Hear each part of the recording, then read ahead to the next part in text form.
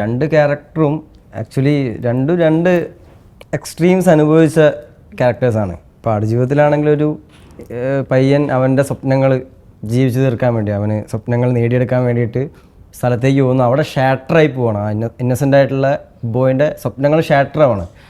ഇവിടെയും സിറ്റുവേഷൻ ഒരു ഇതുപോലെ ഗ്രാമത്തിൽ ജീവിക്കുന്ന ഒരു സാധാരണക്കാരനായിട്ടുള്ള 1970s ആ കാലഘട്ടത്തിലെ പാട്ടുകളും ഒരു ഭയങ്കര പാട്ടിനെ ഒരുപാട് സംഗീതത്തിനെ ഭയങ്കരമായിട്ട് ഇഷ്ടപ്പെടുന്നൊരു ബോയാണ് അവൻ. അന്നത്തെ സിനിമകൾ ഒരുപാട് കാണുന്ന ബോയാണ്. അപ്പോൾ പക്ഷേ രണ്ട് സിനിമയിൽ ഒരു കോമൺ എലമെൻ്റ് എനിക്ക് തോന്നുന്നത് ഈ ഒരു നമ്മളെ ഷാറ്ററാവുന്നൊരു ഡ്രീം ഷാറ്ററാവുന്നൊരു സംഭവം ഈ രണ്ട് ക്യാരക്ടറിനും കോമൺ ആണ്. ഈ രണ്ട് ക്യാരക്ടറിൻ്റെ ഡ്രീം ഈ സിനിമയിൽ സിനിമ കാണുമ്പോൾ നിങ്ങൾക്ക് മനസ്സിലാവും.